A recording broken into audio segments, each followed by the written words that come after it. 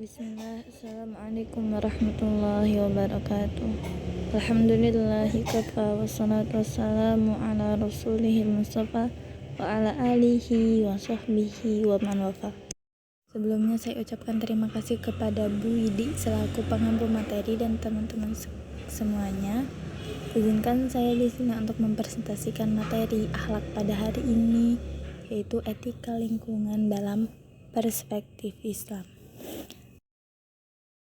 Di bumi ini banyak sekali kerusakan ekologi. Semakin parah dan bencana alam silih berganti menghantam bumi. Begitupun di Indonesia. Hal ini tentu saja tidak boleh dibiarkan secara terus-menerus. Harus ada langkah untuk menghentikannya. Salah satu langkah tersebut adalah dengan mendakwahkan etika lingkungan dalam perspektif kepada seluruh kalangan muslim. Melalui etika lingkungan dalam perspektif Islam, umat Islam disadarkan akan bahaya perusakan alam. Juga diingatkan bahwa seluruh makhluk hidup memiliki hak yang sama untuk tinggal dan hidup di bumi ini. Definisi etika lingkungan yaitu merupakan cabang etika terapan yang memberikan perhatian landasan moral bagi pelestarian dan perbaikan lingkungan, yang mengatur perilaku manusia dalam berinteraksi dengan alam serta nilai dan prinsip norma yang menjiwai perilaku manusia dalam berinteraksi dengan alam tersebut. Menurut Alexander Sonikerov, etika lingkungan adalah disiplin ilmu yang berbicara tentang norma dan kaidah moral yang mengatur perilaku manusia dalam berinteraksi dengan alam serta nilai dan prinsip norma yang menjiwai perilaku manusia dalam berinteraksi dengan alam tersebut.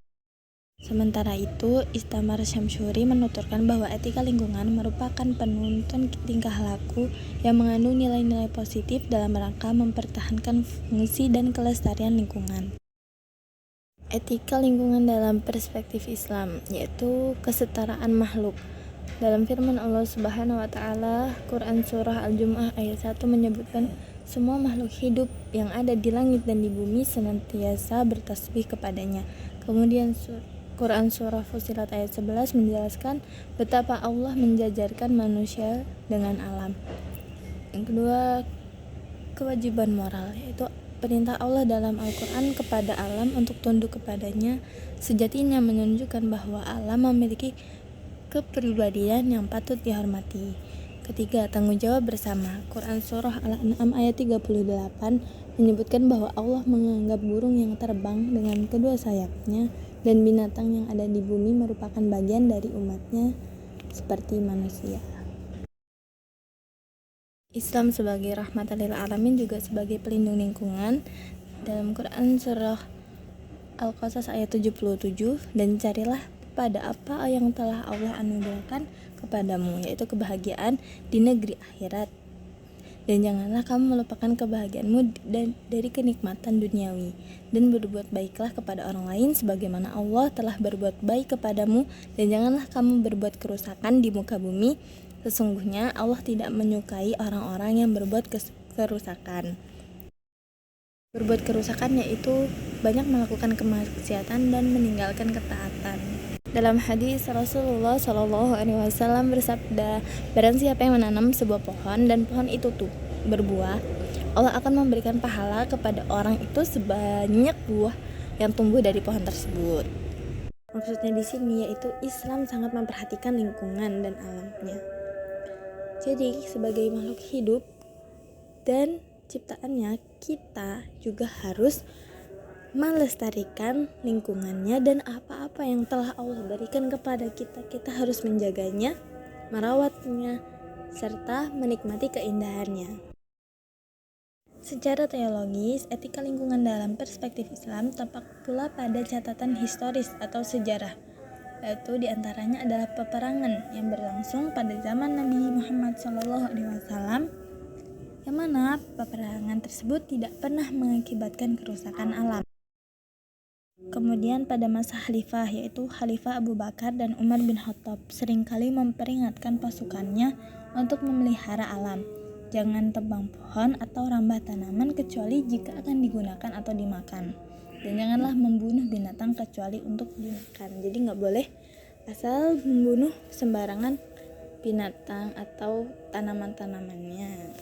Konsep pelestarian telah Rasulullah perkenalkan dan praktekkan, yaitu hima dan ihya'ul mawat. Yaitu Rasulullah pernah mencagarkan kawasan sekitar Madinah sebagai hima guna melindungi lembah, padang rumput, dan tumbuhan yang terdapat di dalamnya. Lahan yang beliau lindungi luasnya sekitar 6 mil atau lebih dari 2049 hektar. Sedangkan ihya'ul mawat merupakan usaha mengelola lahan yang belum bermanfaat sebagai lahan yang bermanfaat bagi manusia. Strategi mendakwahkan etika lingkungan. Yang pertama, keluarga. Keluarga merupakan institusi pendidikan pertama yang dilalui oleh anak sejak ia dilahirkan. Melalui keluarga, anak mendapat pengalaman belajar untuk pertama kalinya. Di institusi keluarga pula, intelektualitas dan moralitas atau akhlak anak terbentuk untuk pertama kalinya. Oleh karena itu, orang-orang terdekat, terutama orang tua, memiliki peran dalam pembentukan dan penanaman etika atau moralitas anak. Tak terkecuali penanaman etika lingkungan kepada anak-anak. Orang tua dapat mengajarkan dan menanamkan etika lingkungan kepada anak sejak dini. Mereka dapat memulainya dengan mengajarkan kepada anak, yaitu betapa pentingnya mencintai lingkungan.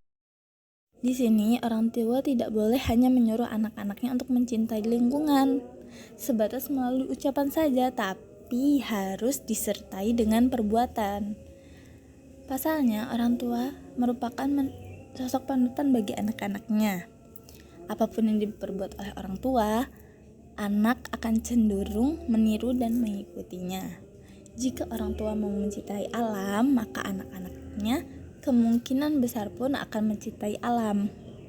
Jika orang tuanya suka merusak alam, maka anak-anaknya juga suka merusak alam. Kemudian lembaga pendidikan Islam. Pendidikan merupakan media yang tepat untuk mewartakan etika lingkungan dalam perspektif Islam secara terencana dan berkesinambungan.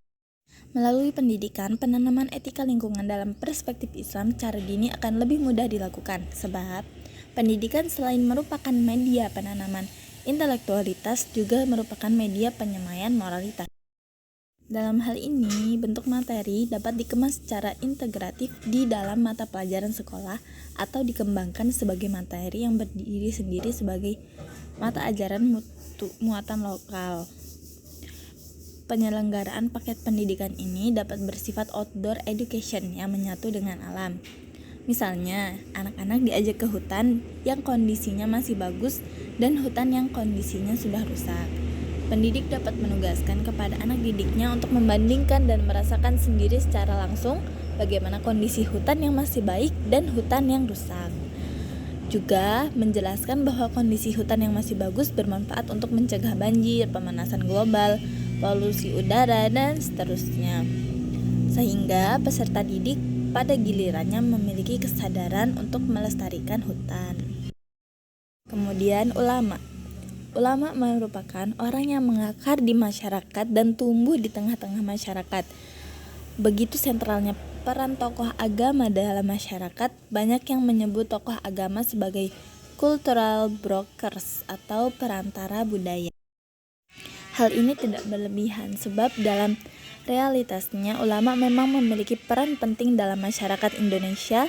Bahkan masyarakat lebih percaya kepada ulama dibanding tokoh politik. Peran keluarga dalam etika lingkungan yaitu yang pertama sebagai panutan. Orang tua merupakan sosok panutan bagi anaknya. Apapun yang diperbuat oleh orang tua, anak akan cenderung meniru dan mengikutinya. Yang kedua, pendidikan sejak dini. Orang tua dapat mengajarkan dan menanamkan etika lingkungan kepada anak-anaknya, betapa pentingnya mencintai lingkungan. Yang ketiga, perilaku konsisten. Yaitu orang tua tidak boleh hanya menyuruh anak-anaknya untuk mencintai lingkungan hanya sebatas ucapan, tetapi melalui perbuatan juga. Peran pendidikan Islam dalam etika lingkungan. Yang pertama, kurikulum dan potensi etika lingkungan secara formal dapat diajarkan melalui kurikulum sekolah dan memanfaatkan potensi lingkungan yang ada di sekitar sekolah atau kampus. Yang kedua, pengalaman langsung, yaitu anak didik diajak ke hutan yang kondisinya masih bagus dan hutan yang kondisinya sudah rusak, lalu memberikan kepada mereka tugas untuk merenungkan bagaimana nasibnya apabila kita melestarikan lingkungan dan tidak melestarikan lingkungan. Peran pendidik. Penanaman etika lingkungan dalam perspektif Islam di ranah pendidikan hanya dapat terwujud apabila pendidik memiliki pengetahuan dan kesadaran ekologis. Peran ulama dalam etika lingkungan, yang pertama sebagai panutan, yang kedua sebagai cultural brokers, yang ketiga kewajiban moral bagi para ulama yaitu tentang berdakwah tentang etika lingkungan, yaitu fardu ain. Langkah konkret menuju masa depan lestari. Meskipun kerusakan lingkungan kian parah dan bencana alam silih berganti menghantam bumi Indonesia, namun semua itu tidak membuat sebagian masyarakat sadar. Sebaliknya, perilaku destruktif terhadap alam justru kian menjadi-jadi di negeri yang kaya akan sumber daya alam ini. Dengan berbagai dalih, tidak sedikit manusia Indonesia tanpa rasa berdosa membabat habis dan merusak hutan Indonesia. Kekayaan alam pun dieksploitasi tiada henti tanpa mempedulikan kerusakan ekologi. Hal ini tentu saja tidak boleh dibiarkan secara terus-menerus. Harus ada langkah konkret untuk menghentikannya. Salah satu langkah tersebut adalah dengan mendakwahkan etika lingkungan kepada seluruh kalangan masyarakat. Kesimpulannya adalah langkah yang harus kita ambil yaitu dengan mendakwahkan etika lingkungan kepada seluruh kalangan masyarakat. Sebab etika lingkungan merupakan salah satu jalan keluar atas permasalahan krisis lingkungan yang mendera di Indonesia dan dunia belakangan ini. Melalui etika lingkungan, umat manusia disadarkan akan bahaya perusakan alam.